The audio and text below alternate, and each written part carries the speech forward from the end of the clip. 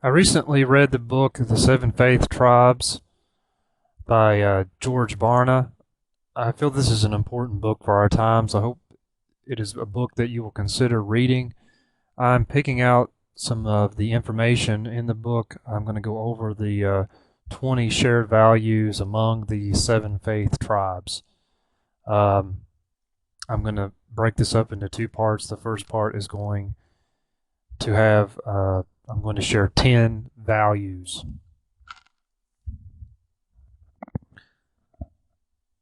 Citing his research, Barna indicated that the United States has seven dominant faith tribes that hold the key to the restoration of the nation.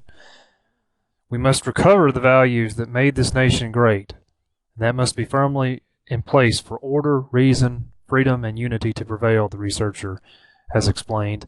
Our faith tribes are central to the development and application of people's worldviews, which in turn produce the values on which we base our daily decisions. It is on the basis of such values that a nation rises to greatness or plummets to oblivion. The choice is ours, and it is up to our faith tribes to demonstrate the courageous leadership necessary to facilitate a national restoration of the mind, heart, and soul. Without a nationwide commitment to this process, we are destined to become a country of historical significance and present-day insignificance. Drawing from the research, Barna identified seven faith tribes, which are casual Christians, captive Christians, Jews, Mormons, pantheists, Muslims, and skeptics. You can see on the slide the percentage of the adult population that they take.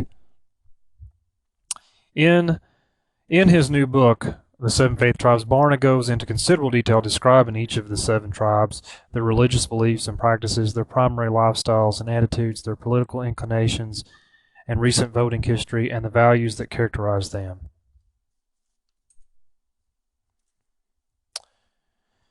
Here's kind of the panorama view of the 20 values, which we will now proceed going through. But as an introduction, in the course of Barna's research, he discovered that while the seven faith tribes have vastly divergent theological and doctrinal positions, they share 20 common values. Those values, he contends, have historically served as the basis of the nation's consensus about how to be a great nation and achieve the common good. Those 20 values are expressed differently in the various tribes, Barna discovered, but essentially provide common ground across all of the faith tribes in the nation.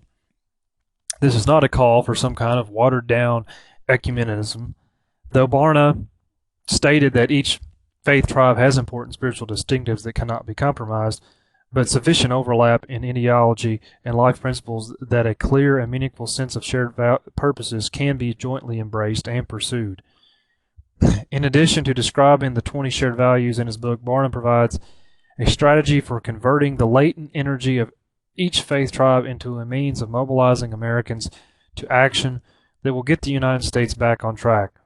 That restoration strategy involves specific and significant action by families, leaders, those who empower leaders, and the media, as well as the faith tribes. The symptom of the ills plaguing the United States are most clearly seen in our political process.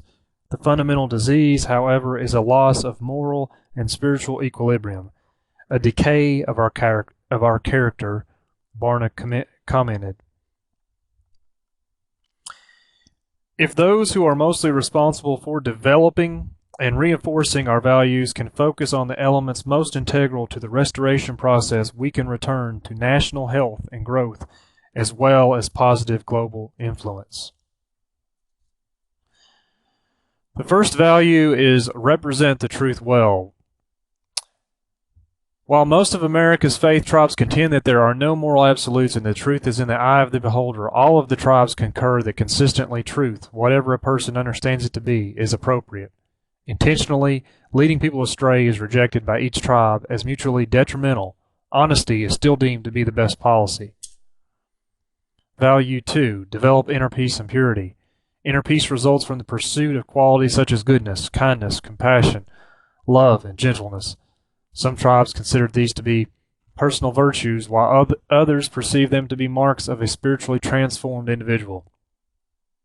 Based on the notion that we cannot give what we don't have, the development of these qualities enables each of us to leave a positive imprint on the world and to feel good about having done so. Value 3. Seek peace with others. Each day brings new challenges and tribulations. Those who seek to avoid hostility with other people effectively inject a degree of tranquility and sanity into our chaotic and competitive world.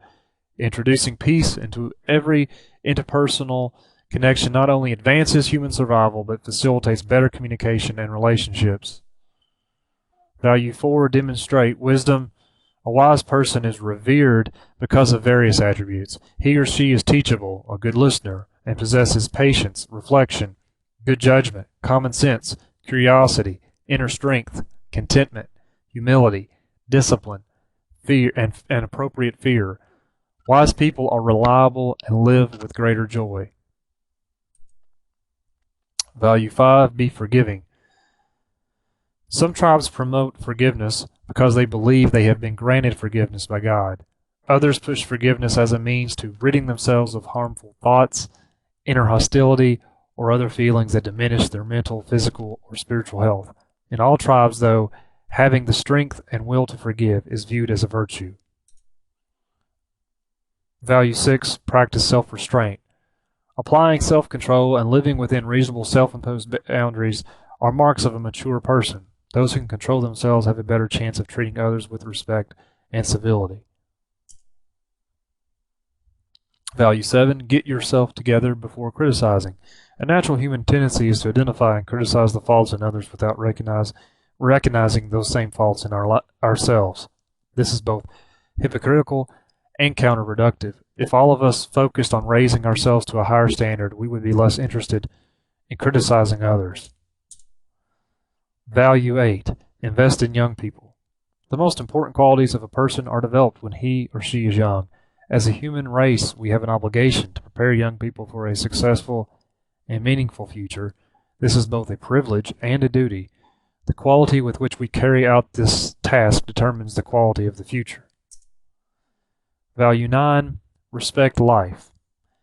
Tribes differ on their views of life, whether it is a gift, an inevitability, an opportunity, or a consequence, but they concur that life is a resource to be respected. Value 10. Treat others how you want to be treated. The Golden Rule plays well across all the tribes as a fundamental principle. While this could be motivated by sheer self-interest, it is an ideal that people understand and accept as reasonable. I'm going to conclude there and pick up in the next part on the rest of the values.